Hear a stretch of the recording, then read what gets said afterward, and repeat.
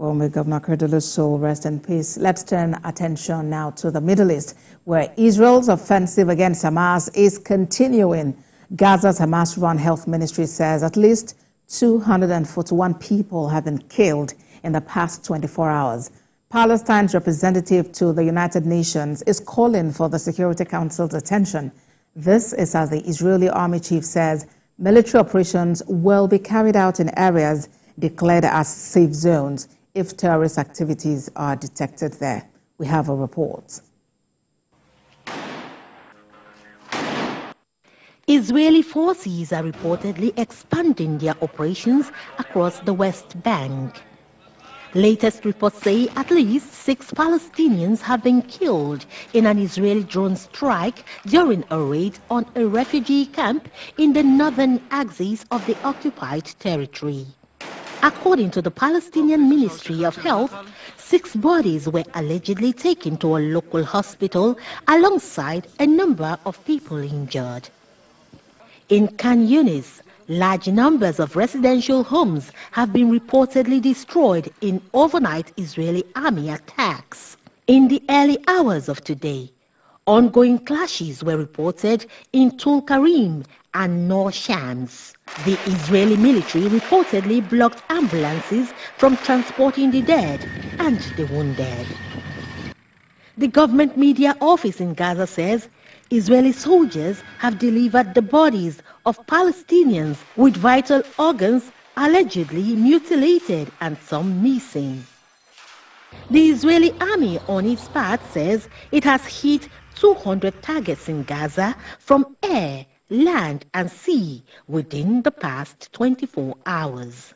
This is as the Chief of Staff of the forces, Lieutenant General Herzi Halevi, says it could take months to arrest or kill Hamas top leaders and many months to end the war with Hamas.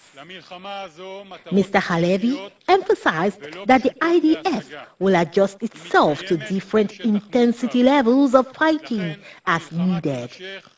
Internet and telecommunications in Gaza have been experiencing halts and shutdowns due to damaged infrastructure. The UN says this has also jeopardized the provision of life-saving assistance by first responders and humanitarian agencies.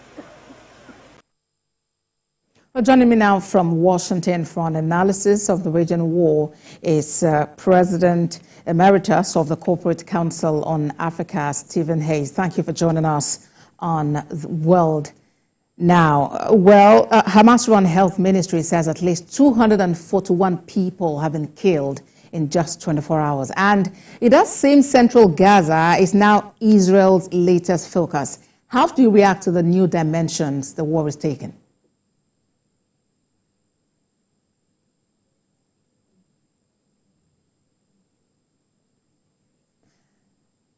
Prof, if you could kindly unmute your device. Sorry. Okay, I'm in agreement, and good morning, good afternoon to you. I'm in agreement with some of the officials at the UN who said that the conclusion has to be that Israel intends to take over the entire area of Gaza. It's unfortunate, and that's a terrible word to use because it's far more than unfortunate, but clearly the Israeli aim is far greater, even though Netanyahu refuses to state what is the goal. Indeed, and the Israeli army chief is actually saying that military operations will be carried out in areas that were formerly declared as safe zones. I mean, if terrorist activities are detected there. What can be done to protect civilians amid allegations that Hamas has a way of using civilians as human shield? Well, I don't think there are any safe zones any longer.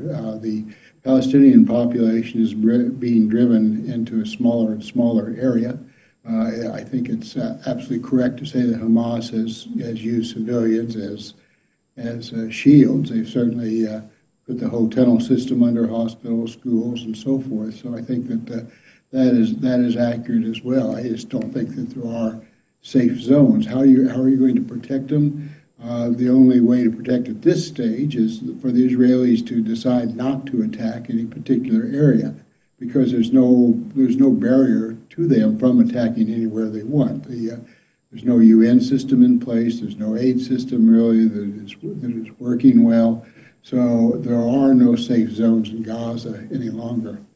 But do you think Israel can actually choose someday not to attack? I mean, considering the allegations they have raised about Hamas maximizing, some of these safe zones as areas where they actually strategize. Talk about that tunnel that was found in the hospital in the north of Gaza.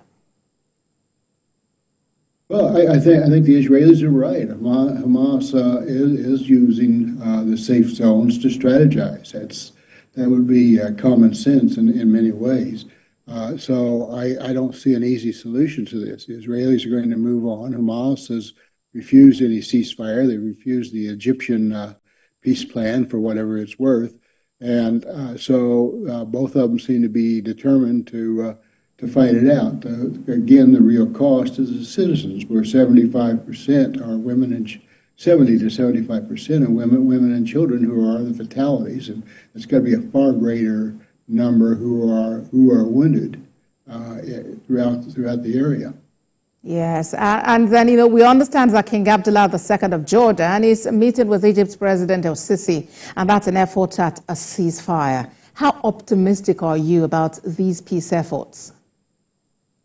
Well, it's hard to be optimistic about any peace effort right now with the Israelis so intransigent as well as the Hamas. Both of them are determined to fight it out. I think that the Jordanians and the Egyptians are concerned because the Palestinians are being driven into a smaller and smaller area, and I think the goal could easily be that.